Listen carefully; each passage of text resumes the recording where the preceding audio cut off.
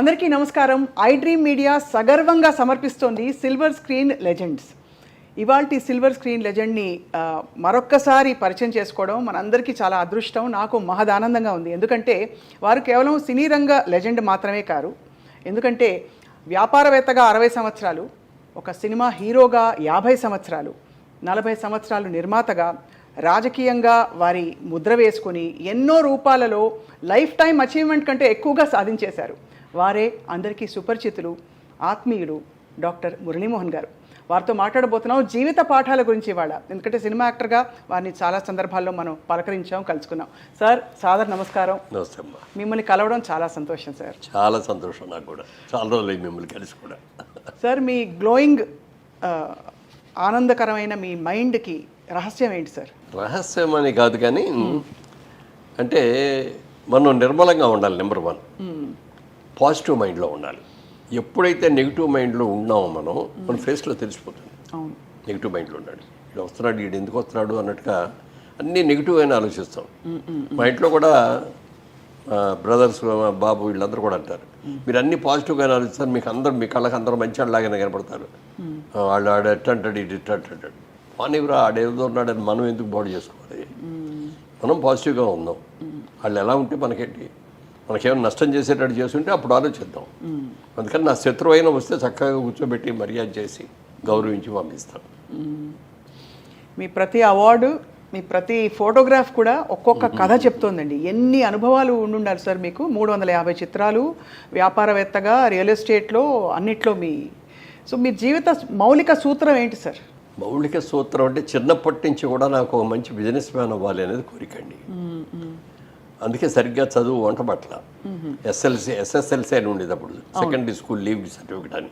PUC తర్వాత intermediate తర్వాత మళ్ళీ పియూసీ వచ్చింది. ఓహో, అలా. ఇంటర్మీడియట్ అప్పుడు ఇదేమో 11th అయిన తర్వాత 2 years ఇంటర్మీడియట్ ఉండేది. 11th అయ్యాక అది ఇప్పుడు తీసేసి 1 year పియూసీ అని చేశారు. ఆ పియూసీ కూడా మానేసి ఇప్పుడు +1 +2 అంటున్నారు. సో అంతవరకే చదువుకున్నారు మీరు కానీ అప్పుడులో? అంటే అది పాస్ అయ్యారు, గట్టెక్కాను. అది పాస్ అయ్యి కాలేజీకి కూడా వెళ్ళాను. కాలేజీలో 2 ఏళ్ళు బాగానే చదువుకున్నాను. నాకు ఏమి చెడ్డ అలవాట్లు కానీ అటు ఆటలు వినటం కానీ ఏమి లేదు. సిన్సియర్గా చదువుకునేవాడిని, బాగా చదువుకోవాలని మనసులో కూడా కోరుకునేది, కష్టపడి చదివేవాడిని. మరి ఎందుకు పరీక్షల దగ్గరికి వెళ్ళేటప్పుడు ఒక టెన్షనో మరి లేకపోతే ఏంటో తెలియదు. నాకు బాగా తెలిసినవి కూడా నేను రాయలేకపోయేవాడిని. ఎందుకు అంటే అప్పుడు అనిపించింది అనమాట, నా మైండ్ ఎక్కడో ఉంది, దీని మీద కాదు అనేది వచ్చి ఇక మనకి లాభం లేదు ఇది, ఈ చదువుతో మనం ముందుకెళ్ళలేము. ఎందుకంటే డిగ్రీ అయినా చదవాలని చూశాను, చదువుకునే అవకాశాలు అన్నీ ఉన్నాయి. ఉన్నా కూడా ఇక మనకి ఇది వంట పట్టదు, దీని మీద మనం టైం వేస్ట్ చేయకూడదు, we have to go to the business అని అనిపించి. అప్పుడు వచ్చిన ప్రాబ్లం ఏంటంటే ఫాదర్ ఆయన పొలిటికల్లో పెద్ద లీడర్ అయినారు. అవును, కాంగ్రెస్ పార్టీలో ఉన్నారు కదా. కాంగ్రెస్ పార్టీ కదా, కాంగ్రెస్ పార్టీ. స్వాతంత్ర సమరయోధుడు ఆయన. ఇంకా స్వాతంత్ర సమరుడు అయిన ప్లాంక్ అవి కూడా ఇచ్చారు. అవన్నీ కూడా తాబడపత్రం అయ్యి అవన్నీ ఫెసిలిటీస్ అన్నీ కూడా ఇచ్చారు. ఆయన బిజినెస్ చేసేవారు ఆదిలాబాద్ డిస్ట్రిక్ట్లో, ఫారెస్ట్ కాంట్రాక్ట్స్ చేసేవారు. అప్పుడు మేము స్కూల్లో చదువుకుంటూ ఉన్నాం. సమ్మర్ హాలిడేస్ రాగానే నేను అక్కడికి వెళ్ళిపోయి ఆ ఫారెస్ట్లో ఆ వర్క్లో తిరిగేవాడిని. అందరూ వచ్చి మా ఫాదర్ అదేమండి అంత చిన్న కుర్రాడిని ఫారెస్ట్లో దిగుతున్నారేంటండి అన్నాడు. అంటే నేను చెప్పినా వెంటయ్యా ఇటు వాడికి ఇష్టం, అది అందుకని చేస్తాడు. అది ఆ 3 ఏళ్ళ సెలవులు అన్నాళ్ళు అక్కడే ఉండిపోయి మళ్ళీ వచ్చేసేవాడు. అట్లా నేను ఇంటర్ఫీర్ అవుతూ ఉండేవాడిని. కానీ ఆయనకు ఆ పొలిటికల్ దీంతో కొంత పాలిటిక్స్లో ఉండి సరిగ్గా బిజినెస్ గోస్తాల మీద వాళ్ళ మీద వదిలేయటం మూలంగా కానీ, లేకపోతే ఈ డబ్బులన్నీ బిజినెస్కి ఖర్చు పెట్టాలని డబ్బులు తీసుకెళ్ళి దానికి ఖర్చు పెట్టకపోవడంగా కానీ ఏదో మొత్తానికి బిజినెస్లో కొంచెం దెబ్బతిన్నాం. ఆ దెబ్బతింటాం మూలంగా ఏమైందంటే ఇంట్లో 2 ఆడపిల్లల పెళ్ళిళ్ళు, మా ఇల్లు బాగు చేయటం ఇవన్నీ వచ్చేటప్పటికి ఉన్న ఎంత క్యాష్ అంతా సరిపోయింది దానికి. ఏదో కొద్దిగా భూమి మిగిలింది తప్ప అయిపోయింది. అప్పుడు నేను బిజినెస్ చేద్దామంటే డబ్బులు లేవు, ఉద్యోగం చేద్దామంటే డిగ్రీ లేదు. ఏం చేయాలని ఆలోచిస్తుంటే ఊళ్ళో కుర్రాడు అందరూ కలిసి వచ్చి సరదాగా మనం ఒక మెడ్రాస్లో నాటకాల పోటీలు పెట్టారు, మనం కూడా ఒక నాటకం వేద్దామన్నారు. పని లేదు కదా, అందుకని చదువు పూర్తయిన కూడా డిగ్రీ పోయినాడు కూడా కూర్చున్నాను. అందరూ వాళ్ళు మేమందరం కలిసి ఓ నాటికేసాం పోలీస్ అని. అందులో నేను పోలీస్ పాత్ర. అది చూసిన తర్వాత మా ఊర్లో వాళ్ళందరూ రే నువ్వు భలే ఉన్నావు సినిమాలకు పనికొస్తావు నువ్వు సినిమాకి వెళ్ళు ఇది అన్నారు. ఏమిటి మన బిజినెస్ ఏమో మనకు ఇష్టమేమో బిజినెస్ వీళ్ళు సినిమాకి వెళ్ళమంటున్నారు చూద్దాం లేదు అవకాశం వస్తే అప్పుడు అని అన్నా కానీ దాని మీద ఇంట్రెస్ట్ తీసుకోవాలి. ఆ టైంలో మా చిన్నాన్నగారు మా నాన్నగారికి తోడలుడు రామిరెడ్డి గారు కదా, రామిరెడ్డి గారు అన్నయ్య, రామిరెడ్డి గారు రామిరెడ్డి గారు అన్నయ్య మాణిక్యాలరావు గారు అని ఆయన పిలిచి నన్ను ఇట్లా నేను బిజినెస్లు విజయవాడలో బ్రాంచ్ పెట్టాలనుకున్నాను. ఆయనకి ఏలూరులో చాలా పెద్ద షాప్ ఉంది, tractors oil engines electric Motors అన్నీ అమ్ముతారు వాళ్ళు. ఇది బ్రాంచ్ పెడుతున్నాను నేను అక్కడ, నువ్వు వర్క్ చేస్తావా అన్నాడు. వర్కింగ్ పార్ట్నర్గా ఉంటావా అన్నాడు. అంటే ఉంటానన్నా. నెలకు 100 రూపాయలు జీతం, 15 పైసలు వాటా. నేను బ్యాచ్లర్ అయినా కాబట్టి 100 రూపాయలు ఓకే అన్నాను, చేశాను. తర్వాత పెళ్లి చేసుకున్న తర్వాత 150 చేశారు. అబ్బా సరే 150 కూడా చాలదు, 40 రూపాయలు ఇంటి అతికిపోతే 110 రూపాయలు మిగేది. ఆ 110 రూపాయలు ఖర్చు పెట్టుకుని ఇంటి దగ్గర నుంచి బియ్యం పప్పులు ఉప్పులు అన్నీ తెచ్చుకునేవాడు. మీరే హ్యాపీగానే ఉండేవాళ్ళు అప్పుడు కూడా. కానీ పొదుపు అప్పుడే అలవాట మీకు? అప్పుడే అలవాటు, చిన్నప్పటి నుంచి కూడా పొదుపు. ఎలా సార్ ఫస్ట్ తీసి పెట్టేస్తారా డబ్బులు? 20 పైసలు అలా అని కాదు కానీ ఇట్లా నా ఫాదర్ బిజినెస్లో ఉండటం మూలంగా డబ్బులు అయితే బిజినెస్లో టర్న్ ఓవర్లో ఉండగా గబుక్కుని క్యాష్ కావాలంటే రాదు. అవును.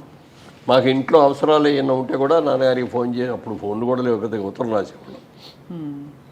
ఉత్తరం రాస్తే ఏలూరులో టెంబర్ డిపో ఉంది, ఆ టెంబర్ డిపోకి వెళ్ళి నేను వాళ్ళకి చెప్తాను, నేను ఫోన్ చేసి ల్యాండ్లైన్లే ఉండేవి అప్పుడు. ఫోన్ చేసి చెప్తాను, అక్కడికి వెళ్ళి తీసుకునేవారు. అక్కడికి వెళ్ళినప్పుడు వాళ్ళు ఇచ్చేవారు. మళ్ళీ డబ్బులు వెంటనే మనం అడగలేం కదా, మళ్ళీ డబ్బులు వచ్చేవరకో లేకపోతే నాన్నగారు వచ్చేవరకో దీన్ని పొదుపుగా వాడుకోవాలి, అనవసరపు ఖర్చులు చేయకూడదు. మా మదర్కి కూడా బాగా అది చాలా ఇది వచ్చిన డబ్బుని ఎంత పొదుపుగా చేయాలి, ఎలా ఖర్చు చేయాలి అనేది బాగా తెలుసు. ఆ పొదుపు నాకు వచ్చింది. నాన్నగారు ఆ పొదుపు లేదు. నాన్నగారు అంతా ఫ్రెండ్స్ పార్టీలు ఇట్లా ఉండేది ఆయనకి, స్నేహితులతో గడపడం అవన్నీ. అయ్యేమో నాన్నగారి దగ్గర నుంచి వచ్చి నాకు, అమ్మ దగ్గర నుంచి ఏమో పొదుపు వచ్చింది. Best of both world sir. మీరుండే ప్రపంచం నిజానికి అన్ని సర్వ అనకూడదు కానీ అన్ని రకాల అలవాట్లకి, అన్ని రకాల దురలవాట్లకి, ఇంకా మీరు తప్పుడు నిర్ణయాలకి ఒక వేదిక దాదాపు. ఎందుకంటే సార్ ఎవరిని అండం కాదు సార్, మహానుభావులు అందరూ, కానీ ఆ వాతావరణం అలా ఉంటుంది. కానీ మీరు క్రమశిక్షణతో నిలబెట్టుకుని నిలదొక్కుకోవడానికి ఆ మైండ్లో పనిచేసే విషయం ఏంటి సార్? జీవితం ఒక గొప్ప అవకాశం, మనం ఎప్పుడూ ఒక మాట అనిపించుకోకూడదు, ఎవరు మన అనకూడదనా, లేదు బాగా సాధించాలి సంపాదించాలని ఏం నడిచేది సార్? అది చిన్నప్పటి నుంచి వచ్చిందండి. మనం ఎవరిని తప్పుగా చూడకూడదు, ఎవరితోనూ విమర్శించబడకూడదు, ఎవరిని మన వేలెత్తి చూపకూడదు అనేది చిన్నప్పటి నుంచి కూడా ఉంది. దాని మూలంగా ఏంటంటే ఎంత రాముడు మంచివాడు అంటారే, అలా రాముడు మంచివాళ్ళు చదువుకునే రోజుల్లో కానీ కాలేజీలో రోజుల్లో కానీ అన్నీ అలాగే చేసేవాడిని. బిజినెస్లోకి వెళ్ళాక కూడా బిజినెస్ పక్కాళ్ళందరూ ఎలా చేస్తారు, నేను కొత్తగా దిగాను అందులో. అప్పటికి నాకు సంబంధం లేని బిజినెస్లో దిగాను అనమాట. Electric Motors, oil engines. Bore పని ఎప్పుడు అనిపించలేదా అప్పుడు? అంటే సంపాదన మీద పెట్టారు. కంప్లీట్ మైండ్ అంతా నాకు కావాల్సింది అదే కదా. డే అండ్ నైట్ వర్క్ చేశాను. కంపెనీ ప్రాఫిట్లోకి తీసుకొచ్చిన తర్వాత ఒక రోజున ఆయనే పిలిచి అన్నారు, నా షేర్ వదిలేద్దాం అనుకుంటున్నా, నువ్వు తీసుకుంటావా అని. నా దగ్గర డబ్బులు లేవు కదండి అన్న. చూసుకో మరి, నన్ను ఎవరెవరో వచ్చి అడుగుతున్నారు, వారం రోజులు టైం ఇస్తున్నా, నువ్వు కనుక తీసుకోగలిగితే నువ్వే తీసుకో, ఫస్ట్ నీకు 10 రూపాయలు తక్కువగా నేను నీకే ఇస్తాను, లేదంటే బయట వాళ్ళ ఆఫర్ ఉంది, మంచి ఆఫర్ అయింది ఇచ్చేస్తాను. ఏం చేయాలో తెలియదు. డబ్బులు ఎవరిని అడుగుతాం, ఇంటికి వెళ్ళి కూర్చొని ఆలోచిస్తాను, ఏం చేద్దామని ఆలోచిస్తా అంటే నా వైఫ్ అడిగింది, ఏంటి ఆలోచిస్తారు సీరియస్ కింద అని. చూస్తాను, ఏం లేదు మామూలుగానే ఉన్నాను, ఏమైనా ఆఫీస్లో ఏమైనా జరిగిందని. ఏమీ జరగలేదు, శుభ్రంగా ఉన్నాను. లేదు మీరు ఏదో ఆలోచిస్తారు చెప్పండి. అప్పుడు చెప్పాను, ఇట్లా చిన్నాన్నగారు ఈ ఆఫర్ ఇచ్చారు, మరి ఆఫర్ ఇస్తే తీసుకోవచ్చు కదా అని. నా దగ్గర డబ్బులు అయ్యి తీసుకోవడానికి, నా దగ్గర డబ్బులు లేవు కదా అన్న. మా నాన్నగారు మా అమ్మ నాన్నగారు నాకు 5 ఎకరాల పొలం ఇచ్చారు, అది అమ్మేద్దాం, అది అమ్మేసి అది బిజినెస్ పెట్టుకుందాం అంటే నేను దానికి ఒప్పుకోలే. ఆడపిల్లలకి ఒక ఇదిగా ఇస్తారు తల్లిదండ్రులు, రాబోయే రోజుల్లో కుటుంబం ఏదైనా కూడా అమ్మాయి బాధపడకూడదని ఇస్తారు. దాన్ని అమ్మటం అనేది నాకు ఇష్టం లేదు. బిజినెస్ అన్న తర్వాత లాభం రావచ్చు, నష్టం రావచ్చు. ఇక పొద్దున బిజినెస్లో నష్టం వచ్చిందనుకో, నీకు ఆ 5 ఎకరాలు కూడా లేకుండా చేసినండి అవుతాను నేను. వద్దంటే వద్దాను. తను నన్ను కన్విన్స్ చేసి వాళ్ళ పేరెంట్స్తో మాట్లాడగానే వాళ్ళు ఇమ్మీడియట్గా యాక్సెప్ట్ చేశాను.